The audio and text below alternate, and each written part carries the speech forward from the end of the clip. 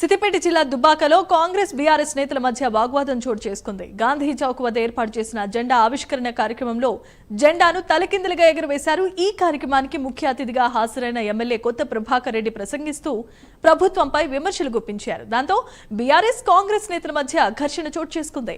ఇరు పార్టీల కార్యకర్తలు బాహాబాహికి దిగడంతో పోలీసులు రంగప్రవేశం చేసి రెండు వర్గాలను చెదరగొట్టారు.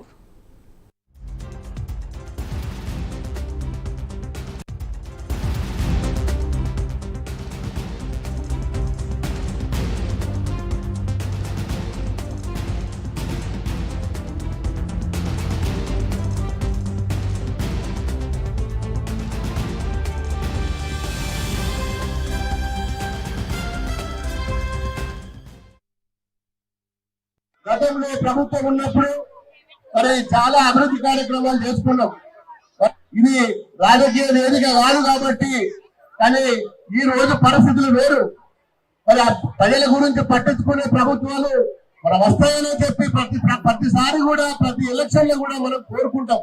ఈ విధంగా మరి ఈ రోజు మొత్తం ప్రభుత్వ పాలన మరి గాలికి వదిలేసి రాజకీయాల గురించి మాట్లాడుకునే దుస్థితి రావడం నిజంగా కూడా చాలా బాధాకరం. గతంలో ప్రభుత్వం ఉన్నప్పుడు మరి చాలా అభివృద్ధి కార్యక్రమాలు చేసుకున్నాం. ఇది రాజకీయ వేదిక కాదు కాబట్టి, కానీ ఈ రోజు పరిస్థితులు వేరు.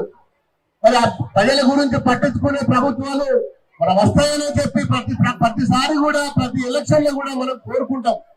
మరి దానికి భిన్నంగా ఈ రోజు ప్రభుత్వాలు నడపడం అనేది